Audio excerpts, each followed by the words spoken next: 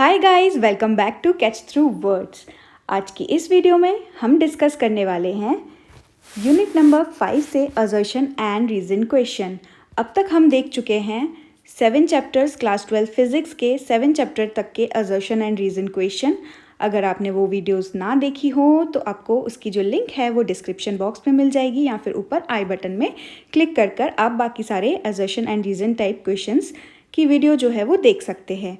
Okay, सो आज की इस वीडियो में हम क्लास 12 फिजिक्स के चैप्टर 8 यानी कि यूनिट 5 इलेक्ट्रोमैग्नेटिक वेव के ऊपर असर्शन एंड रीज़न क्वेश्चन देखने वाले हैं। आज की इस वीडियो में होने वाले हैं 10 क्वेश्चंस। 10 क्वेश्चंस इनफ हैं क्योंकि ये बहुत छोटा सा चैप्टर है, तो आपको 10 क्वेश्चन से ही एक अच्छी प्रैक्टिस हो जाएगी इस चैप्टर की। ठीक है, तो स्टार्ट करते हैं।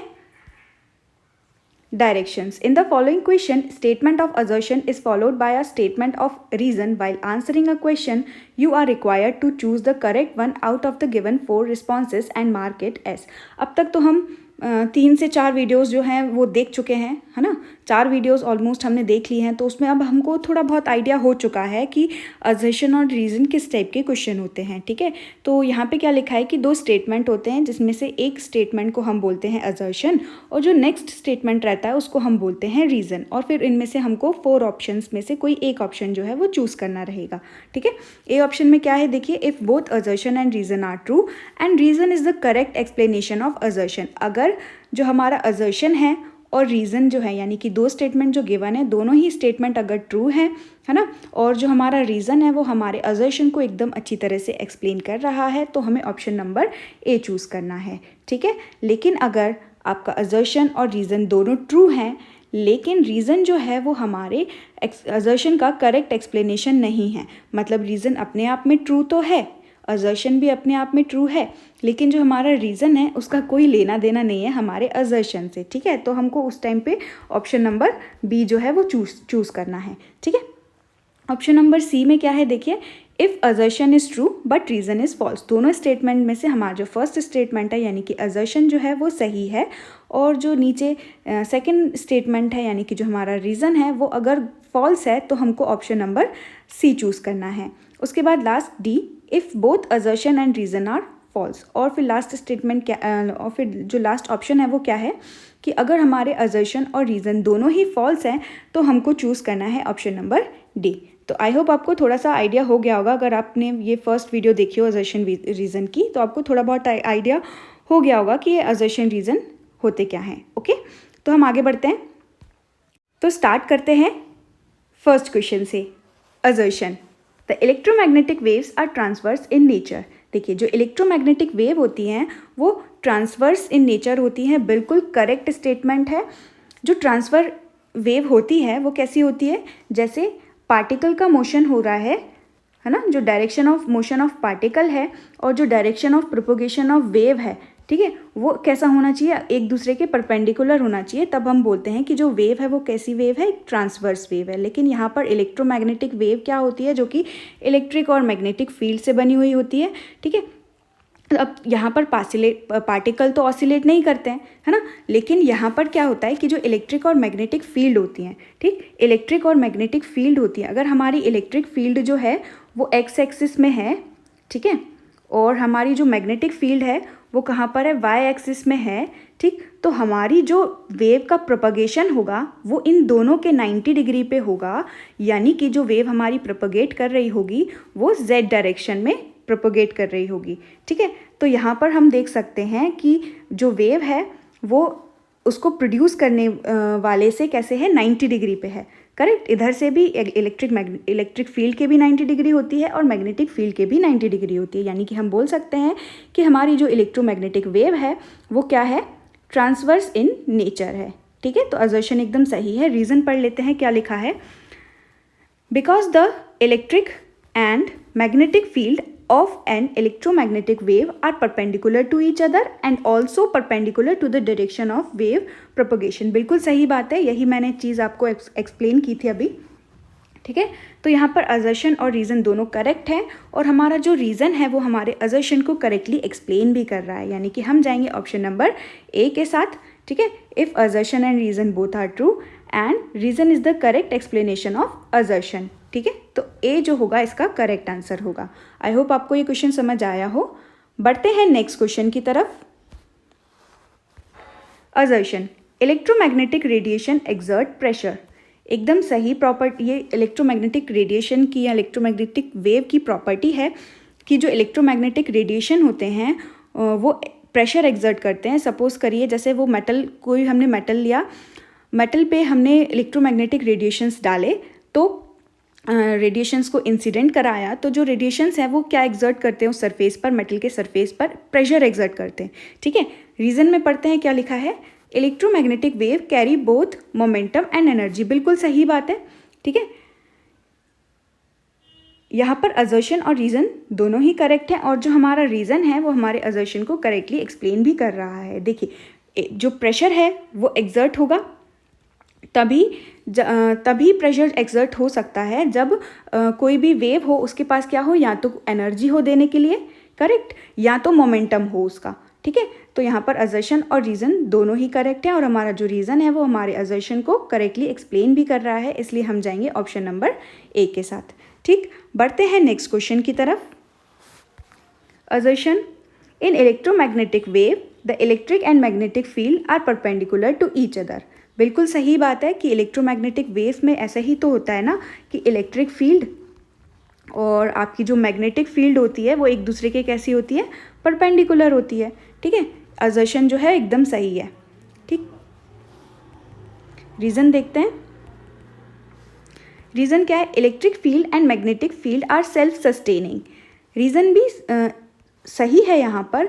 देखिए जैसे स्टार्टिंग में इलेक्ट्रिक और मैग्नेटिक फील्ड बन गई, उसके बाद इलेक्ट्रिक फील्ड की वजह से क्या बनता है, मैग्नेटिक फील्ड, मैग्नेटिक फील्ड की वजह से क्या बनने लगती है, इलेक्ट्रिक फील्ड। तो हम यहाँ पर बोल सकते हैं कि जो हमारी इलेक्ट्रिक और मैग्नेटिक फील्ड है वो सेल्फ सस्टेनिंग है। ठीक है, मतलब इलेक्ट्रिक फील्ड की वजह से मैग्नेटिक फील्ड बनेगी, और फिर मैग्नेटिक फील्ड की वेरी होने की वजह से क्या बनेगी, इलेक्ट्रिक फील्ड बनेगी। ठीक है, तो यहाँ पर रीज़न अपने आप में बिल्कुल सही है, असर्शन जो है वो अपने आप में बिल्कुल सही है, लेकिन हमारा जो रीज़न है वो हमारे असर्शन को करेक्टली एक्सप्लेन नहीं कर रहा है। ठीक है, तो हम जाएंगे ऑप्शन नंबर बी के साथ। तो इसका जो करेक्ट आंसर होगा वो होगा ऑप्शन नंबर बी। ठीक, बढ़ते हैं नेक्स्ट क्वेश्चन की तरफ। Question number 4, assertion, the displacement current goes through the gap between the plates of the capacitor when the charge of the capacitor does not change. देखिए फिर से रीड करती हूँ, the displacement current goes through the gap between the plates of the capacitor when the charge of the capacitor does not change. देखिए displacement current कहाँ पर होता है, जैसे हमारे पास ये कैपेसिटर है, यहाँ पर पॉजिटिव चार्ज और यहाँ पर नेगेटिव चार्ज। ठीक है, अब यहाँ पर क्या होगा,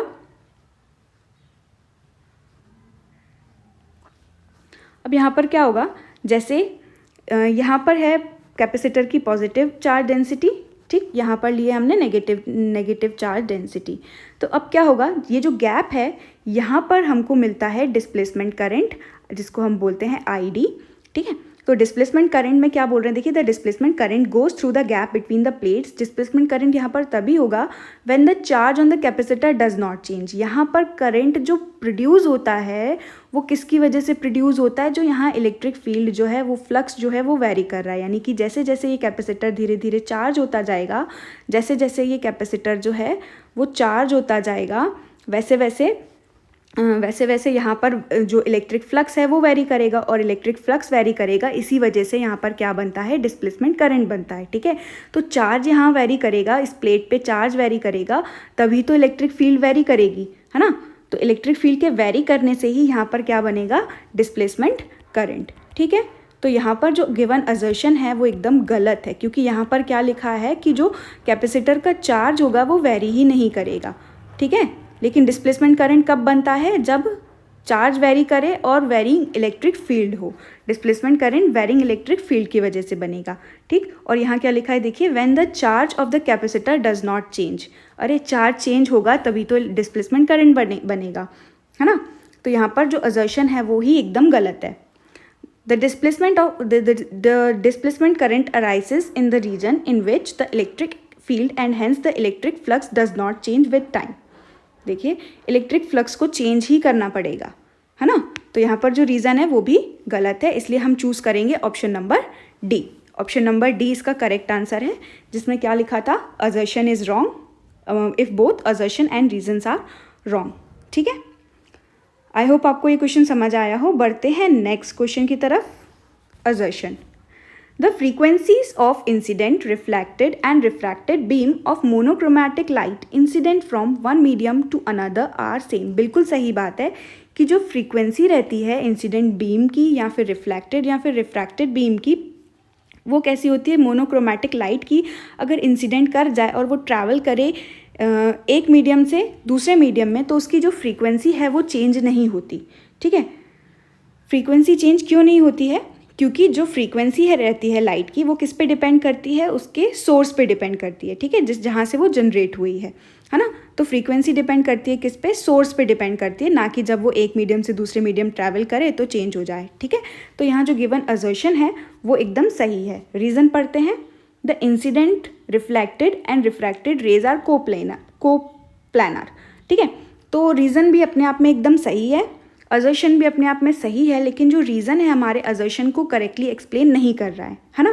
क्योंकि यहाँ रीज़न क्या लिखा होना चाहिए था कि जो फ्रीक्वेंसी रहती है लाइट की, frequency of light depends on the source of its generation, ऐसा लिखा होना चाहिए था। ठीक, लेकिन यहाँ पर तो एक और प्रॉपर्टी लिखी है ना। तो असर्शन जो है वो ट्रू है, रीज़न भी ट्रू है, लेकिन हमारा जो रीज़न है वो हमारे असर्शन को करेक्टली एक्सप्लेन नहीं कर रहा है, इसीलिए हम चूज़ करेंगे ऑप्शन नंबर बी। बढ़ते हैं नेक्स्ट क्वेश्चन की तरफ। Assertion, when an electromagnetic wave enters an optically denser medium, its frequency remains the same but its wavelength and the speed decreases। बिल्कुल सही बात है। अगर हम इलेक्ट्रोमैग्नेटिक वेव को पास करवा रहे हैं रेयर से डेंसर मीडियम की तरफ, है ना, तो उसकी जो फ्रीक्वेंसी है वो सेम रहेगी, क्योंकि अभी हमने डिस्कस किया था कि जो फ्रीक्वेंसी है वो किस पे डिपेंड करती है, सोर्स पे डिपेंड करती है। ठीक है, लेकिन अगर फ्रीक्वेंसी कांस्टेंट रहेगी तो यहाँ पर दो फैक्टर्स हैं जो चेंज होंगे, है ना। क्या, वेवलेंथ और स्पीड जो होगी लाइट की, है ना, या जो इलेक्ट्रोमैग्नेटिक वेव है उसकी स्पीड और जो उसका वेवलेंथ होगा वो डिक्रीज हो जाएगा। बिल्कुल सही है, असर्शन यहाँ पर एकदम सही है। रीज़न पढ़ते हैं।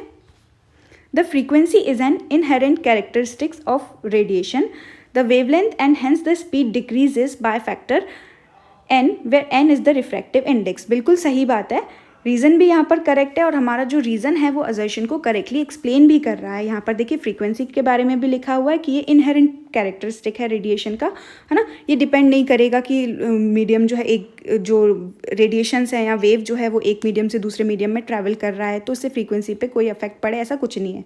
ठीक है, क्योंकि ये फ्रीक्वेंसी जो है वो जहाँ से रेडिएशन निकल रही है, जिस सोर्स से निकल रही है, उस पर डिपेंड करता है ना। और जो वेवलेंथ है और जो स्पीड है वो डिक्रीज कर जाएगी, है ना। किस फैक्टर पे डिपेंड करेगा, ये रिफ्रैक्टिव इंडेक्स पे डिपेंड करेगा कि वो उस मीडियम का रिफ्रैक्टिव इंडेक्स कैसा है। ठीक है, तो असर्शन और रीज़न एकदम सही है और रीज़न हमारा असर्शन को करेक्टली एक्सप्लेन भी कर रहा है, इसीलिए हम चूज़ करेंगे option number A.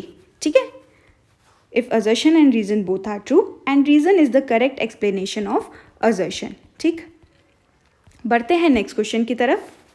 Question number 7th, assertion. The ratio of amplitude of electric and magnetic field is constant and it is equal to velocity of electromagnetic wave in free space। बिल्कुल सही है कि जो ratio, ये एक property है electromagnetic wave की कि जो रेशियो रहता है किसका, इलेक्ट्रिक फील्ड और मैग्नेटिक फील्ड का, वो एक कांस्टेंट आता है और वो जो कांस्टेंट होता है वो किसके बराबर होता है, स्पीड ऑफ लाइट c के बराबर। ठीक है, ये क्या होता है, देखिए E0/B0 is equal to c। ठीक है, ये एक्सप्रेशन होता है। रीज़न पढ़ते हैं। It is because B0 is equal to CE0। ये तो गलत हो गया, देखिए E0 इज इक्वल टू आना चाहिए, E0 इज इक्वल टू आना चाहिए B0 इंटू C। ठीक, तो यहाँ जो रीज़न है वो एकदम गलत है। यहाँ पर क्या लिखा होना चाहिए था, E0 is equal to CB0। ठीक है, तो रीज़न यहाँ पर गलत है और असर्शन एकदम सही है, तो हम जाएंगे ऑप्शन नंबर सी के साथ, where assertion is true and the reason is false.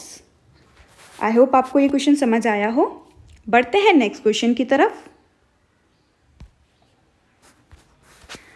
Assertion, radio waves can be polarised देखिए radio waves can be polarise, बिल्कुल सही है। हम पोलराइजेशन किसका कर सकते हैं? हम पोलराइजेशन उन वेव्स का कर सकते हैं जो कि कैसी हो, ट्रांसवर्स इन नेचर। और इलेक्ट्रोमैग्नेटिक वेव कैसी होती है? ट्रांसवर्स नेचर की होती हैं, है ना। तो हम रेडियो वेव्स को क्या कर सकते हैं? पोलराइज कर सकते हैं, ठीक है। असर्शन जो है यहाँ पर एकदम करेक्ट है। रीज़न पढ़ते हैं। Sound waves in air are longitudinal, ठीक है। साउंड वेव्स जो हैं वो कैसी होती हैं? लॉन्गिट्यूडनल होती हैं, ठीक है। परपेंडिकुलर पार्टिकल का मोशन और वेव का जो प्रोपगेशन है वो एक दूसरे के परपेंडिकुलर नहीं होता है बल्कि पैरेलल होता है लॉन्गिट्यूडनल में, ठीक है। तो साउंड वेव्स लॉन्गिट्यूडनल होती हैं। रीज़न सही है, असर्शन सही है, लेकिन हमारा जो रीज़न है वो हमारे असर्शन को करेक्टली एक्सप्लेन नहीं कर रहा है। रीज़न में क्या आना चाहिए था? Because radio waves are electromagnetic waves और and electromagnetic waves are transverse in nature, और जो भी वेव ट्रांसवर्स नेचर की होती है उसका हम पोलराइजेशन कर सकते हैं, ठीक है। तो यहाँ पर आएगा ऑप्शन नंबर, इसका जो आंसर होगा वो हो जाएगा हमारा B. Assertion is true and reason is true, but reason is not the correct explanation of our assertion. बढ़ते हैं नेक्स्ट क्वेश्चन की तरफ। Question number 9, assertion. Fingerprints on a piece of paper may be detected by sprinkling fluorescent powder on the paper and then looking it into ultraviolet light। बिल्कुल सही है कि ये तो यूज़ है बिल्कुल अल्ट्रावायलेट रेडिएशंस का, कि हम क्या करते हैं, फिंगरप्रिंट्स पता करने हैं किसी पेपर पे, है ना। तो उसको हम फिंगरप्रिंट्स को डिटेक्ट कर सकते हैं कैसे? हम वहाँ पर स्प्रिंकल कर सकते हैं फ्लोरेसेंस पाउडर को, ठीक है। और जैसे ही वहाँ पर हम अल्ट्रावायलेट लाइट डालेंगे तो वहाँ पर क्या कॉज होगा? फ्लोरेसेंस, ठीक है। तो रीज़न पढ़ते हैं। The ultraviolet light can cause fluorescence, बिल्कुल सही बात है। तो यहाँ जो गिवन रीज़न है वो बिल्कुल सही है, और रीज़न जो है वो हमारे असर्शन को करेक्टली एक्सप्लेन भी कर रहा है, ठीक है। तो हम चूज़ करेंगे option number A, where assertion is correct, reason is correct and reason is the correct explanation of assertion. Okay, बढ़ते हैं आज के लास्ट क्वेश्चन की तरफ। Assertion. The pair EX BY and EY BX component of space and time varying electric field and magnetic field can generate a plane electromagnetic wave traveling along the Z direction। देखिए, ये तो हम अभी कितनी बार देख चुके कि अगर हमारी इलेक्ट्रिक फील्ड जो है वो x एक्सिस में हो, BY का मतलब क्या? अगर हमारी मैग्नेटिक फील्ड y एक्सिस में हो, तो इसके करस्पॉन्डिंग जो वेव का प्रोपगेशन होगा वो कहाँ होना चाहिए? अलॉन्ग Z एक्सिस, ठीक है। और अगर हम इस पेयर को देखें कि अगर हमारी इलेक्ट्रिक फील्ड कहाँ पर है? वाई एक्सिस में, और मैग्नेटिक फील्ड कहाँ पर है? एक्स एक्सिस में, तो यहाँ पर भी जो वेव का प्रोपगेशन होगा इन दोनों की वजह से वो भी कहाँ होगा? Along Z axis. तो हमारी जो वेव का प्रोपगेशन होगा, जो हमारी वेव ट्रैवल कर रही होगी वो जेड डायरेक्शन में ही ट्रैवल कर रही होगी, ठीक है। तो हमारा जो गिवन असर्शन है वो एकदम करेक्ट है। पढ़ते हैं reason. It is because the electromagnetic wave propagate in the direction of vector E cross B. बिल्कुल सही बात है, ये होता है पॉइंटिंग वैक्टर। अगर हम सिर्फ डायरेक्शन की बात करें तो जो डायरेक्शन है वो कैसे पता चलता है? इलेक्ट्रिक और मैग्नेटिक फील्ड के बीच क्या होता है? क्रॉस प्रोडक्ट, ठीक है। यहाँ से हम डायरेक्शन बता सकते हैं किसी भी इलेक्ट्रोमैग्नेटिक वेव की, ठीक। तो रीज़न जो है वो बिल्कुल सही है और ये हमारे असर्शन को करेक्टली एक्सप्लेन भी कर रहा है, ठीक है। तो हम चूज़ करेंगे option number A, where both assertion and reason are true and reason is the correct explanation of our assertion, ठीक। तो ये था आज का लास्ट क्वेश्चन। इसके बाद हम डिस्कस करेंगे ऑप्टिक्स के असर्शन एंड रीज़न क्वेश्चन। अगर आपको ये वीडियो अच्छी लगी हो तो प्लीज़ इसको लाइक कीजिए और शेयर करना बिल्कुल ना भूलिएगा, ठीक है। और इसी तरह से मोटिवेट करते रहिए ताकि मैं और भी कंटेंट आपके लिए लाती रहूँ। Thank you so much for watching this video. और आपको जो इसकी लिंक है वो जो PDF है वो आपको टेलीग्राम चैनल पर मिल जाएगी, ठीक है। सो बाय बाय, मिलते हैं नेक्स्ट वीडियो में। Thank you so much.